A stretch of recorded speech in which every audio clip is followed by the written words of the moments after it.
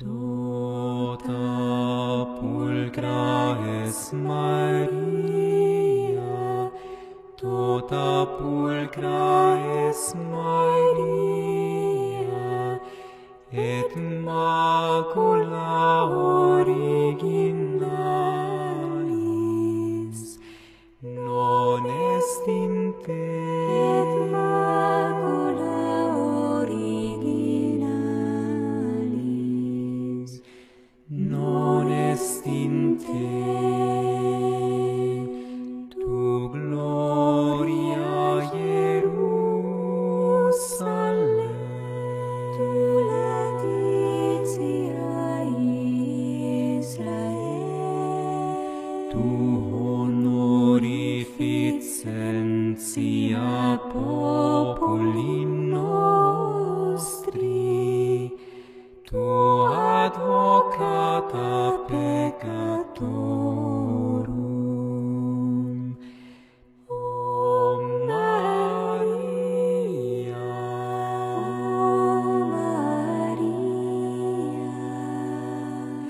Virgo prudentissima, Mater clementissima,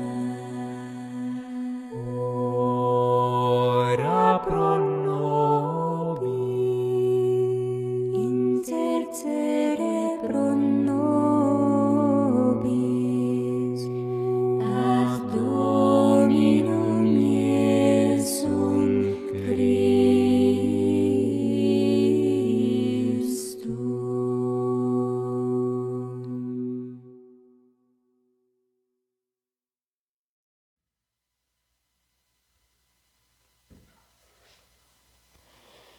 O grande tratado de alquimia, ou a natureza desvendada, Aurea Catena Homeri. Neste livro se demonstra como e de que as coisas nascem, conservam-se e destroem-se e reduzem-se de novo à essência primordial. Por autor anônimo. Tradução Ivone C. Benedetti. Martins Fontes, canal Le Conde. Caros ouvintes, caso gostem do que aqui é lido, por favor, adquiram o livro. Assim como caso gostem do meu trabalho, por favor, venham auxiliá-lo. Isso é possível via Pix, Apoia-se, Vaquinha, bem como comprando livros que chegam até mim pela lista da Amazon. Os links estão no descritivo. E curtam, compartilhem, comentem, inscrevam-se no canal, gerem engajamento. Tudo isso faz diferença, muita diferença. E proporciona a possibilidade de que este conteúdo seja ofertado a mais pessoas, fazendo também com que amplie o meu trabalho. Muito obrigada pela presença.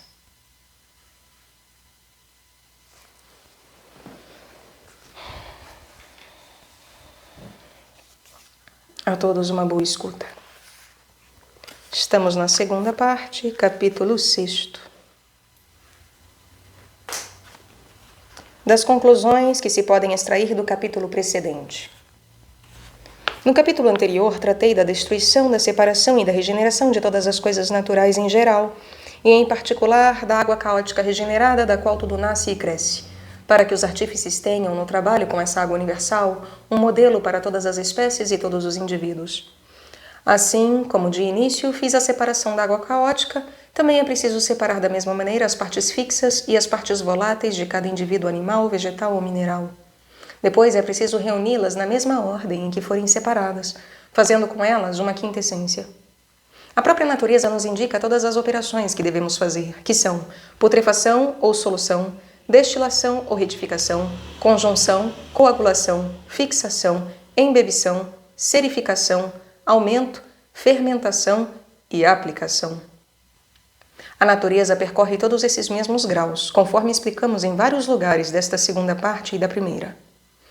Quando separa, o artífice deve sempre olhar as partes voláteis como as mais elevadas, ou seja, como o céu e o ar, e as fezes como a água e a terra, e deve distingui-los, segundo os termos da química, em volátil, ácido e álcali, em mercúrio, enxofre e sal, em alma, espírito e corpo, ou dividi-los em 4 elementos, como os aristotélicos, fogo, ar, água e terra. Pouco importa que nomes dê a esses princípios. desde que não os confunda e que os reúna na ordem conveniente para a coagulação, pois sem isso chegará a efeito contrário. Quando tiver separado seu sujeito em 4 partes ou em 3 pela destilação, poderá empreender pela retificação uma preparação mais sutil e separar ainda cada uma delas em seus graus, conforme ensinei no capítulo anterior, com água de chuva, ou seja, em sutis, mais sutis e muito sutis. Poderá em seguida proceder à conjunção, à coagulação e à fixação, que não demandam em geral tanto tempo quanto a putrefação e a solução ou a separação.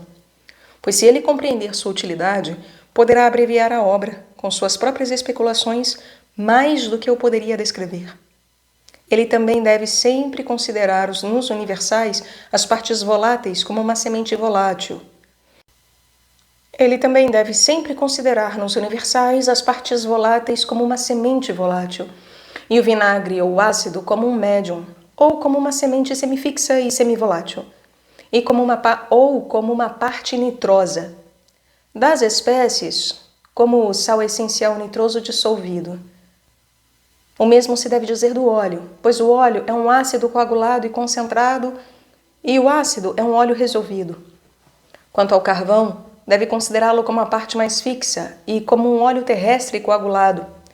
E se ele está transformado em cinzas ou em sal álcali, deve considerá-lo como um sal precipitado, alcalizado e fixado, pois o carvão pode ser reduzido a cinzas constantes por um fogo de calcinação violento e rápido.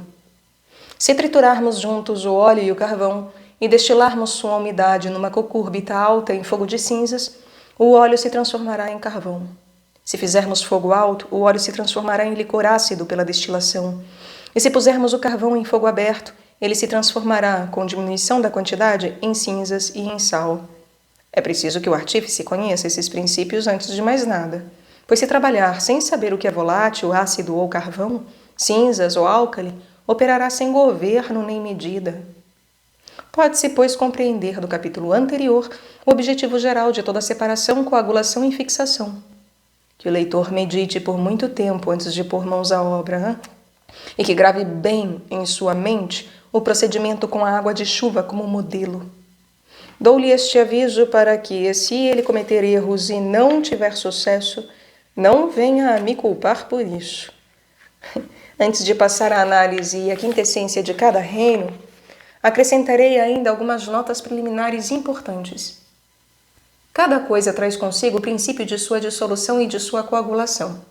Esse princípio é o espírito nela implantado, que, conforme já dissemos, precisa da água para ser posto em ação. Onde não há água, não há putrefação, e, consequentemente, não há separação em nossa arte para poder separar o sutil do espesso. É por isso que, quando queremos analisar um sujeito qualquer, se ele não contém suficiente umidade para ser destruído e putrefeito, recorremos à água caótica regenerada, que simpatiza com todas as coisas deste mundo, por ser sua mãe.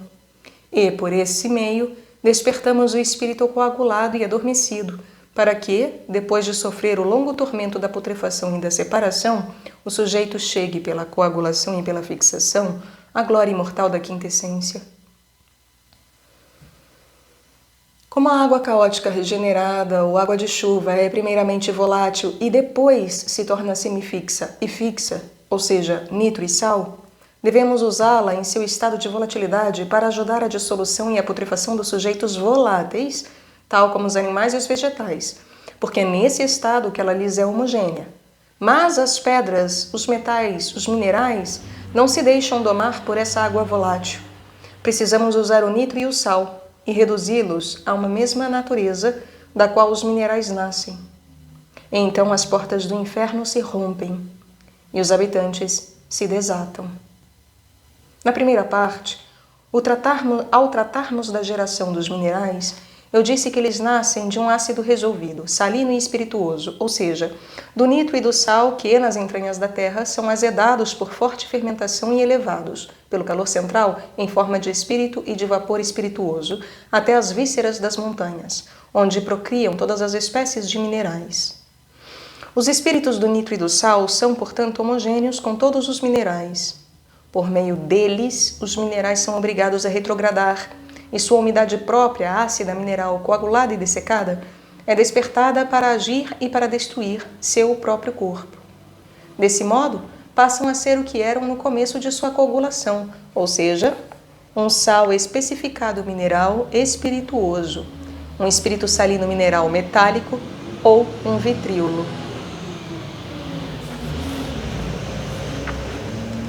Este, por retrogradação, torna-se um espírito, e esse espírito, por regeneração, um corpo glorificado, penetrante, medicinal e balsâmico, cada um segundo sua espécie. Depois de levá-los até aqui, então só podem ser exaltados pela semente universal volátil, ou pela água caótica, ou então pelos animais e vegetais, a maior e a mais agradável espiritualização. E podem ser tornados fixos ou voláteis, vegetais ou animais, ou mesmo universais, como se queira, pois cada criatura deve necessariamente deixar-se transformar em todas as outras, pois nasceram de uma mesma matéria. Depois desse preâmbulo, empreenderemos a análise dos animais, e neles buscaremos a quinta essência.